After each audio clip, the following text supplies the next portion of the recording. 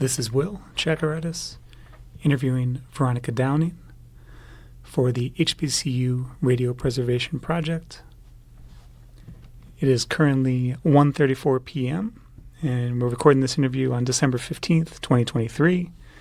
I'm actually in the studios for WRVS radio station at Elizabeth City State University in Elizabeth City, North Carolina. All right, can you please state your name, full name for the record, and just tell me what your role is here at WRVS? Okay. My name is Veronica G. Downing, G meaning Gail, and I am a radio personality for Jazzy 89.9, which is the sister station of WRVS 89.9. My role here is a radio personality and content creator. Thank you. Okay, Veronica, tell me a little bit about, well, first tell me when you were born and where you grew up. I was born in Philadelphia, Pennsylvania in 1983. Very big time for radio, and it was actually the rebirth of radio as a medium for journalism. So I grew up in a time where radio was a really big deal with people in Philly, and I got to listen to a lot of radio personalities in Philadelphia that I admired. That's great. I'm going to ask you about that in a second, but tell me a little bit about the people who raised you in Philly and what Philly felt like at that time as you were growing up as a young person. Well, I don't exactly remember what my father was doing as a job, but I know that my mom was a nurse, and they both grew up in Jersey, actually. So to raise me in Philly was a not-so-new experience for them, but it taught me a lot about self-awareness, self-identity, and it taught me a lot about knowing where my fit is. And what are your parents' names? Alvis C. Lofton and Estella Dorsey at the time, and she is remarried, and now she is Estella Downing. Thank you. Okay, so tell me a little bit about your life growing up. Where did you go to school, and what did you like to do for fun in Philadelphia? Well, I grew up in Southwest Philadelphia, so I was born on 46th and Ogden in West Philadelphia, so I kind of share that kind of reality with Will Smith, but that's about where the story ends. So I was raised in Southwest Philadelphia. If I were to sing the song, it would sound like that. But I went to Longstreth Elementary School, and then I went to Andrew Hamilton School, and it was there that I learned a form of broadcast journalism in which I was doing the announcements for my school, and they were pre-printed. They would ask me to stand on this little platform and announce my announcements to the class through the PA system. And it was fun for me because I got the chance to be important that time, and it was a little bit of a job for me, just to be there on time, show up and do the announcements, be nice and clear, nice and slowly, so that other people can understand me, and then to give them the announcements they need to produce their day. I took it very seriously. It was the kind of job that kind of gave me a sense of purpose. Even though as a young person, the only thing that I like to do is to color and to draw and to listen to music and dance in the hallways. I almost had a career with ballet if my feet weren't right. Anyway, but was dance kind of the backup prominent plan. Extracurricular activity for you? Yes, it was. Until I auditioned for a Philadelphia dance company, and they told me that my feet weren't right, that I would have significant pain if I continued to practice or dance in toe shoes. It was a hit to the heart at that time because I really wanted to be a ballet dancer, but they were doing me some good. So I had to think of it that way, swallow it up, and find other dreams. Sounds like you listened to quite a bit of music when you were growing up. What radio stations made an impact on you as a young person, and what was the style of music? And even if you want to name some artists that you loved, how did music make an impression in that way? Oh my gosh. If anybody, if you interview anyone in Philadelphia, the number one station they are going to list is WDAS-FM in Philadelphia, 105.3. That was the heartthrob of Philadelphia, and I think to this day it still is, although I think it might be available online too. But WDAS is the radio station that I kept on my radio all day, every day. I was a young person with an old soul. And I would listen to the OJs, the Temptations, the Stylistics. I would listen to Aretha Franklin. I would listen to Tina Marie, Teddy Pendergrass, things that I knew absolutely nothing about, but I had to listen to their music. That was the key for me to have a good day. And even with hip-hop, I would listen to LL Cool J. I would listen to OPP, I would listen to Dr. Dre, and I had a sweatshirt or a sweatsuit that was red and it said Hip Hop Hooray on it, and I swear to you it was the best present my daddy ever sent me. Because even though I didn't know anything about OPP or what their real message was, I listened to the song Hip Hop Hooray and was waving my arms in the red room, dancing around like a crazy person, just in love with the music that I was hearing. And it was their presentation, Patty Jackson in the midday. It was Carter and Sanborn in the morning with Power 99 FM, which is another station that I love to listen to. And their delivery of the hits that really drew me into this radio thing. But it was one of those type of things that you pick up to entertain the possibility of doing and put it down for the possibility of going after more tangible dreams. And I left it alone for quite a while. I actually, in favor of becoming a writer years later down the road, I put it down and I said, okay, this is not something I'm qualified to do. This is not something that I see myself getting the training for. I think I'm going to go after being a writer. Is that what you studied? Did you go to college and want to be a writer? I started to when I went to Community College of Philadelphia. That was my goal. I wanted to write for the Philadelphia Inquirer. And then I got a teacher in my English class, my first English class in college, tell me that since everything was going to digital, there wasn't a very big chance that print journalists would get paid what they're worth. And it would be better for me to find a more lucrative occupation. So that kind of put a wet blanket on my desire to be a writer. But I still kept it in the back of my heart. So I went into a tailspin of other majors and other professions, keeping my eye on the employment guides to see what was hiring, and it became a fruitless pursuit. What were some of those other professions? How did you occupy your time in your career as you were making your way towards radio? I was into IT, or at least I thought it was until it got too complicated.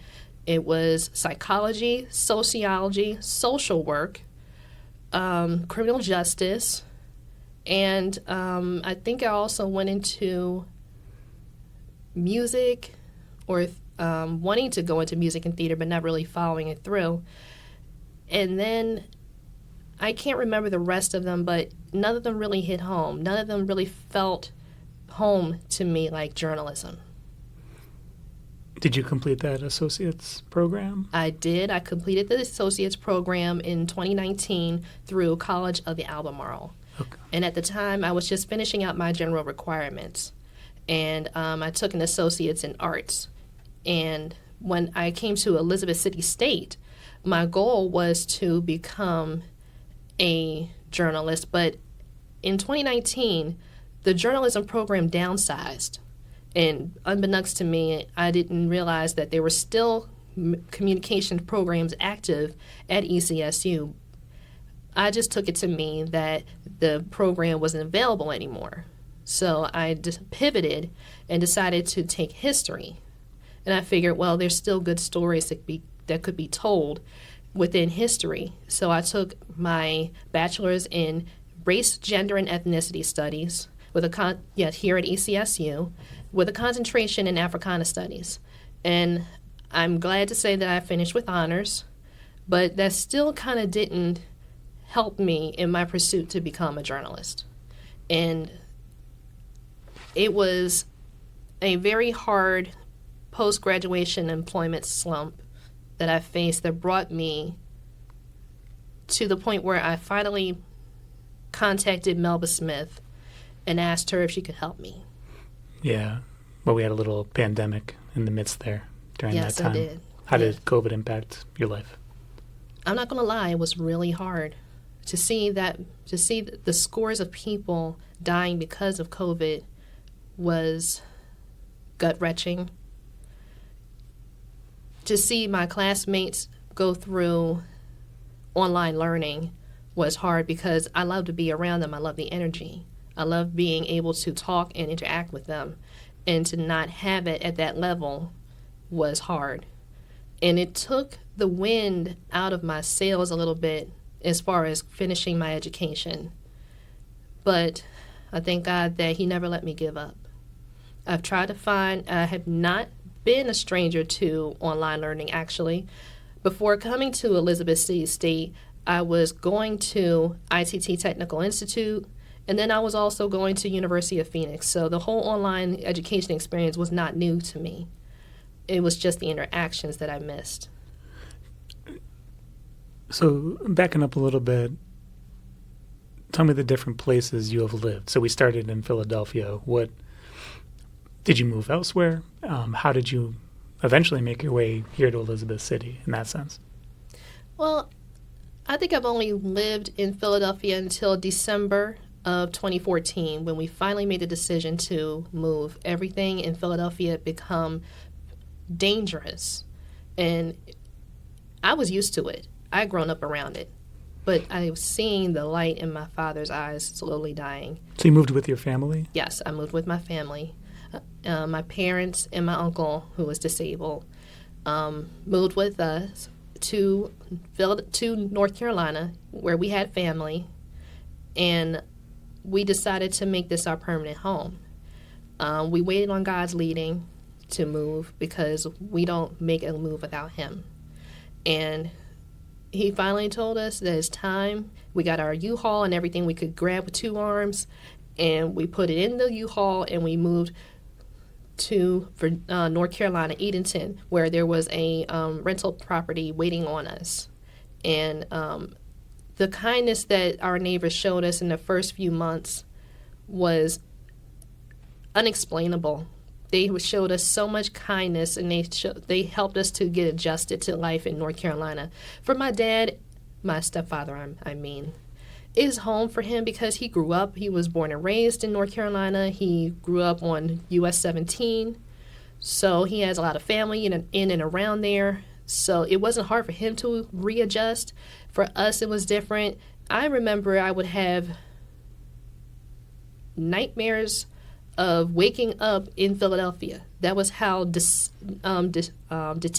I became from my hometown after learning that we would be moving to North Carolina. It was started with our summer vacations up there, visiting our aunts and uncles and family. I would feel more at home down here than I would up north. So that kind of makes me at home, at heart country girl. Sure. Well, just so we have a clear sense, what were some of the dangers in Philly that made you perhaps feel unsafe, or what was it y'all were looking to move away from? We were moving away from violence. I would hear every few days that someone had gotten shot. I mean, I grew up in areas where there were row homes stuck together side by side with bars on the windows. For protection, I would hear about gunshots going into people's homes.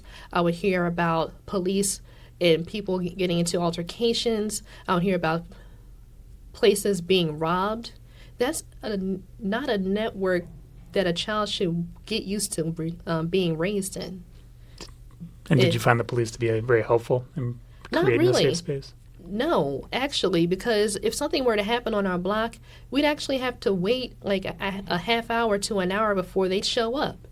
You'd be better off trying to handle it yourself, and most people did take that initiative, which led to worse things. And the one thing that kept us protected, not only believing in, trusting in God's protection, but to keep to ourselves. We basically didn't involve ourselves with anything going on in our town. We did, however, open up a food pantry, which ran for about 3 years, and we were able to help the people in our neighborhood, but for the most part, we kept to ourselves. I can tell that, your faith and spirituality is an important part of your life.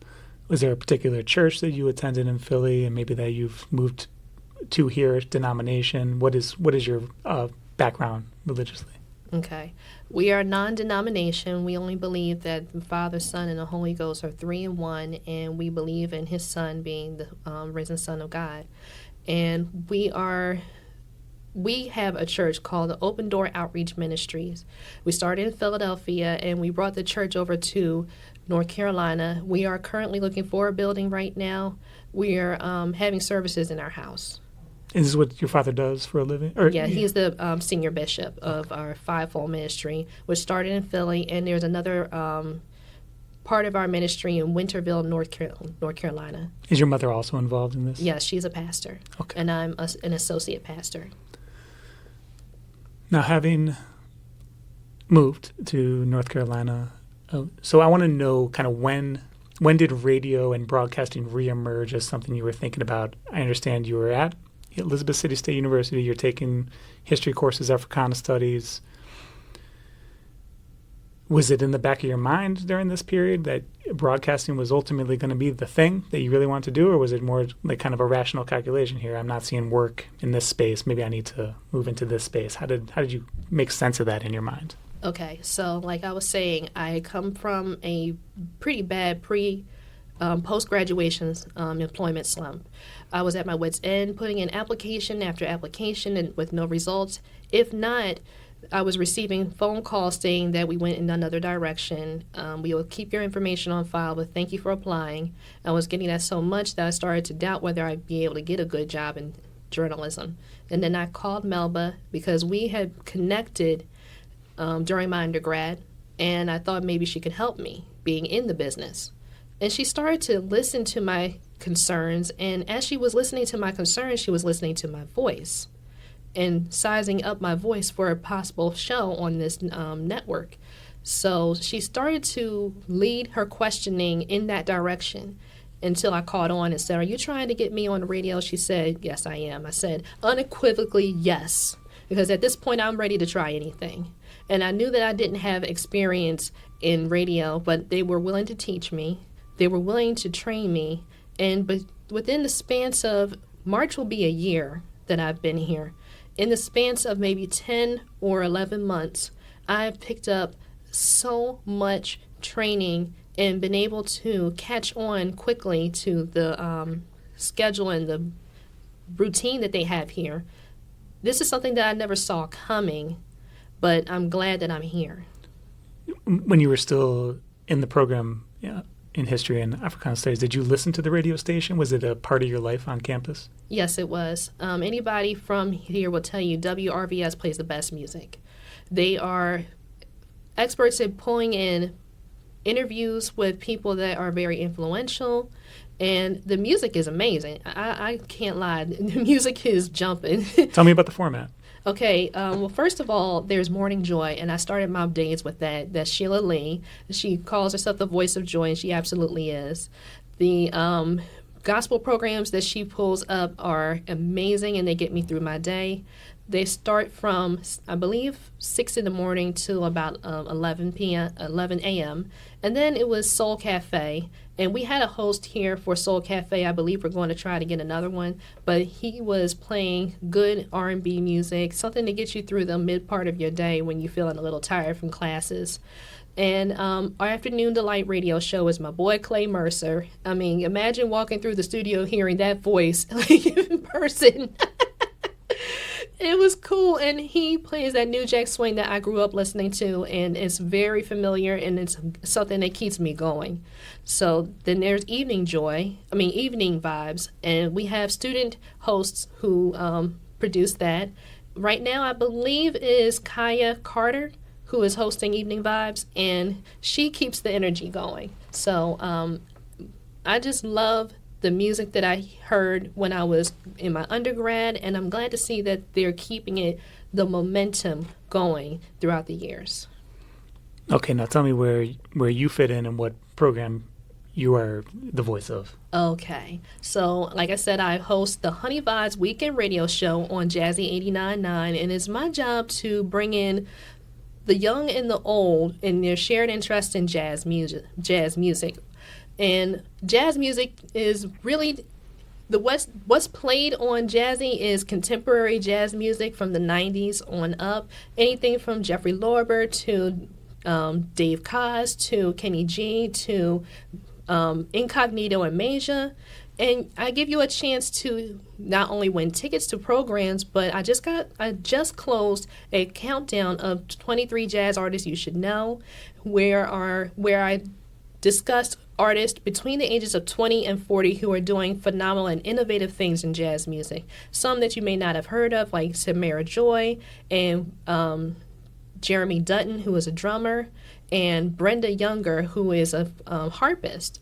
And letting people know, especially in the 18 to 25 bracket, let them know that jazz music has a place for them that is incorporating vibes of hip-hop, R&B, gospel, funk, neo-soul into jazz music and becoming subgenres of jazz music that can find a fit with anybody. So jazz actually was a journalistic term meant to describe a hodgepodge of every kind of collective thing into that work. And jazz music is a melting pot of all kinds of cultural and ethnic influences, but it comes together in the vein of music so that everybody can find their fit and find their connection to it.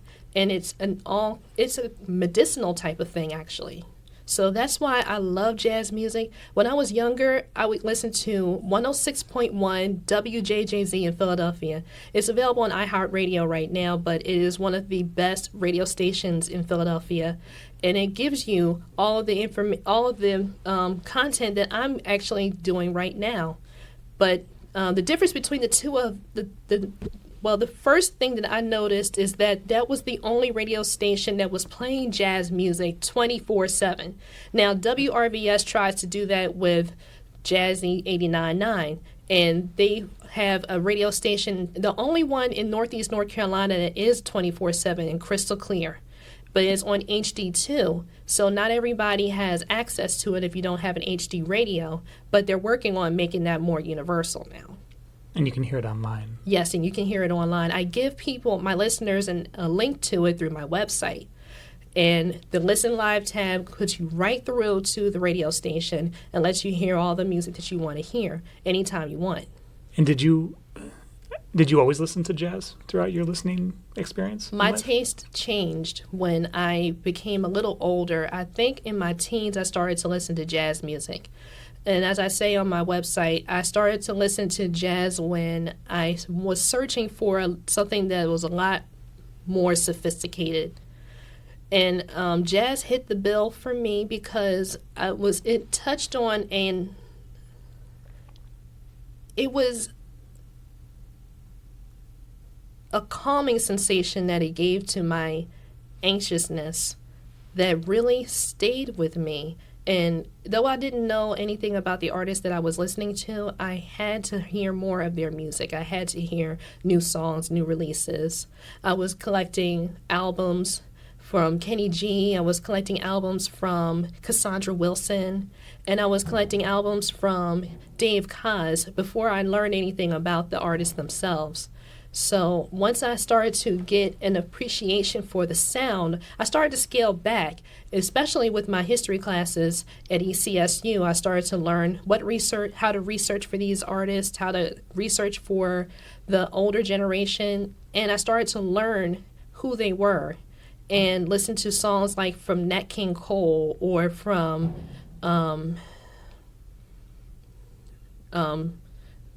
Thelonious Monk, from Miles Davis, and from artists like Hughes Groove, from artists like Mel Torme, I actually started to go through thrift stores and look for these albums so I can just be around them. And that's what I really appreciate about this job. It gives me an opportunity to dive in and really learn and absorb more about jazz music as I go. Was jazz a focus of your undergraduate work in the history that you studied? What kind of projects did you work on in the history program? I was doing research projects, but not for jazz. That came later.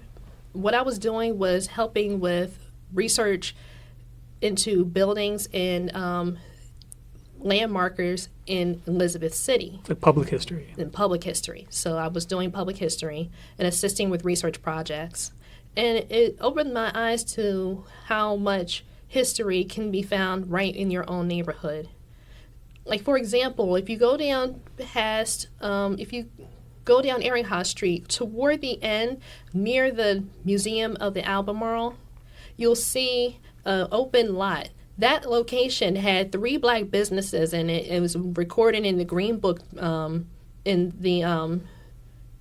Green Book directory. To look at them now, you see an abandoned lot. You would never know that there was a barber shop there, there was a shoe department there, that there was a club there. And if you go around the corner, you'll see, if you follow our research, I don't know if it's online yet or not, but around the corner there's a famous black funeral parlor, and there's also the living location of these business owners. So there's so much history, and I think maybe a year ago, we did a landmarker for Annie E. Jones, who was a black educator in Elizabeth City. And not too far from there, in the downtown area, we did a mile marker for, I believe, one of the Tuskegee Airmen. This area is steeped in black history, which makes it the perfect location for an HBCU.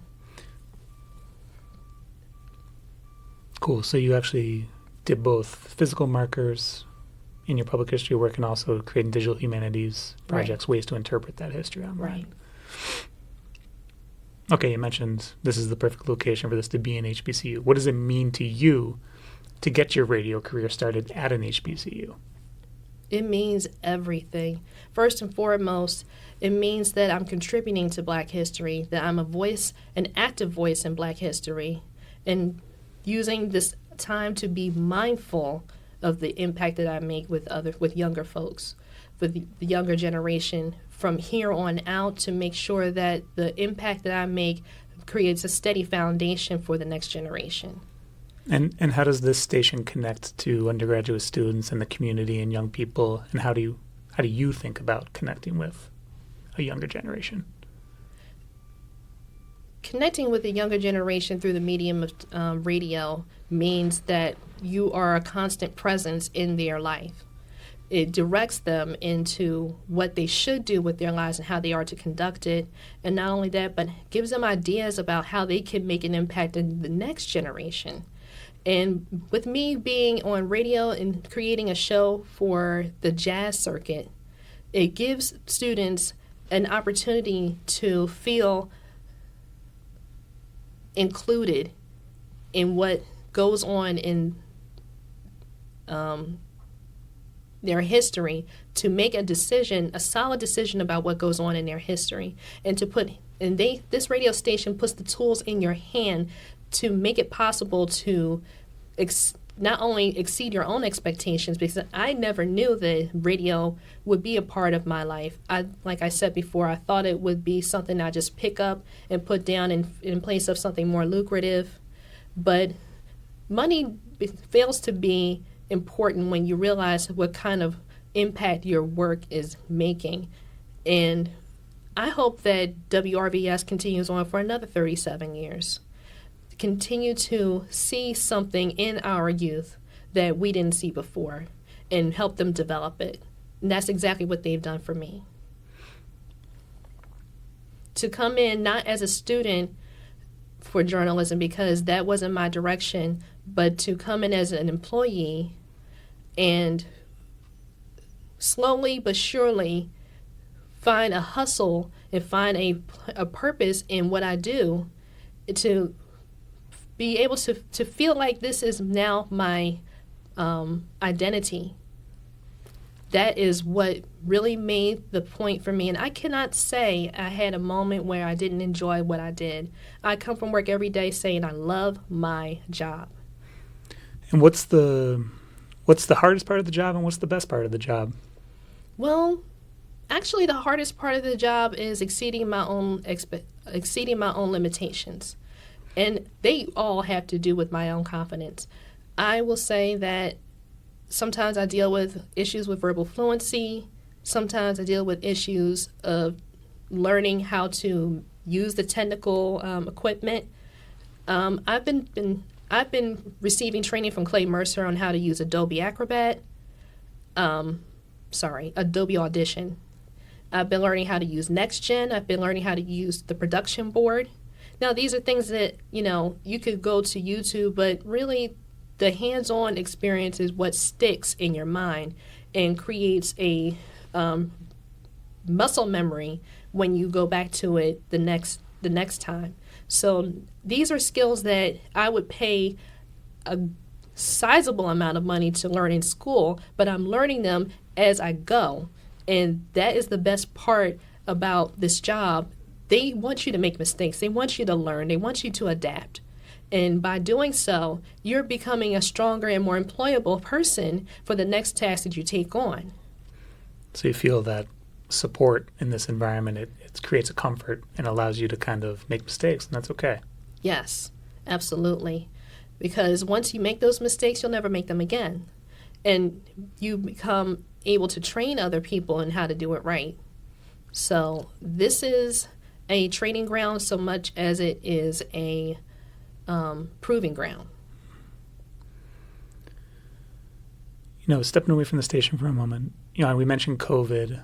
Trying to think of the best way to ask this. What else have you seen on campus and around in a social or political context? What has been happening on this campus socially over the course of your undergraduate career? On the campus or outside of it? Both. Okay. Now, Elizabeth City State is no stranger to politics. Is no stranger to student rights issues and stuff like that. There is a support system in place to help students who are directly impacted by the things that happen around us. For example, the Andrew Brown Jr. killing, the protests that happened around that, how our students were asked to leave their dorms. And we also saw police officers on social media occupying those same dorms for the purpose of security. But students were irritated about that. They felt displaced. And they also voiced their opinions online about that issue. But like I said, the support system was always there, and they effectively desensitized the situation. They de-escalated the situation to the point where the students were allowed to voice their opinions about that, and they were also able to be heard about their frustrations. And to this day, students are the vehicle of change when it comes to issues of politics and everything that goes on in a student's life, because this is where the student grows. This is where the student learns what it means to be an adult. And protesting started in HBCUs. It was the lifeblood of the students. It was the lifeblood of the student experience to be able to voice our opinions and what hurts us, what frustrates us, and the change that we want to see happen to help us to become effective citizens in the world once we graduate. So once we leave these walls, we want to know that our voice, it means something, that our voice is impactful and that it counts. So, and that's the best place, and HBCU is the best place for that type of development. Yeah, it seems like the lines are blurred here, right? You're learning in all sorts of different ways. Yes. About how the world works. Yeah. And just to be clear, this is a young man who was killed by the police? Yes. Thank you. So back to radio. I know it's only been a short amount of time that you've been a non-air personality here, but what would you say so far has been your proudest accomplishment? My proudest accomplishment is definitely the ability to step beyond my comfort zone and interact with people. I wouldn't call myself an introvert, but I am a little socially awkward, a little shy. And being able to interact with hundreds of people listening into the radio station on a weekly basis gets me out of that comfort zone, and it moves me a step further into being being more socially engaged. More of a homebody.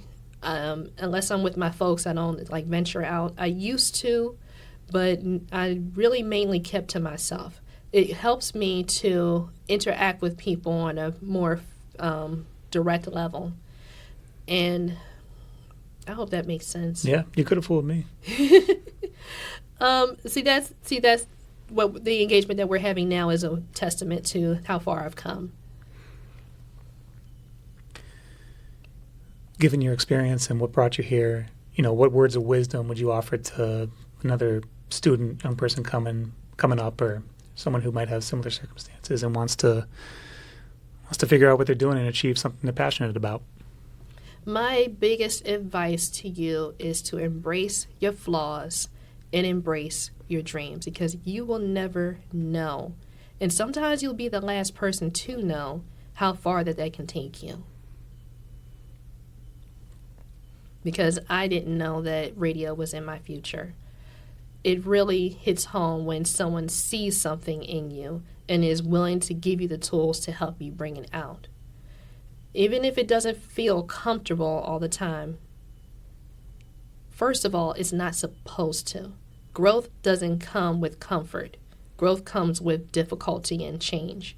And unless you're willing to embrace that change, you'll never grow. A butterfly doesn't feel comfortable in its cocoon. It has to fight its way out. So I had to fight my way out of my comfort zone in order to grow, and I'm so much more evolved since I have. It's poetic. Any other mentors you want to shout out, or is there any other aspect of your life in this place that you feel is important to share on the record here? First and foremost, I want to thank Melba Smith for giving me an opportunity to try broadcast journalism, broadcast radio, and for seeing something in me that I didn't, and for her patience and kindness with me in this entire process. I want to thank Clay Mercer for being the hands-on teacher that he is, the cool guy, the tall guy, the one who really sat down and helped me to get over any insecurities that I had. And he is as cool a person in person as he is on the radio. I want to thank our forefathers in radio for creating a medium for students to advocate for a change, to create music that speaks to the student voice, and for creating a platform that gives us the opportunity to connect with people outside the school. Not only that, but to try a career that could follow them for the rest of their lives. And I also want to thank I want to thank Renee Chenault Fatah, who was a journalist for Channel 3 News in Philadelphia, who spoke over my life as a child back in Longstreth, and told me one day after my teachers told her what I did, she said, "Oh, you're the one trying to steal my job." She may not have thought it was much what she said, but it started the trajectory of me wanting to go into journalism. Well, it's been a pleasure to talk with you today. I'm glad your voice is able to contribute to this important project, and I wish you the best of luck on your radio career and everything coming before you. Thank you so much. All right, thank you.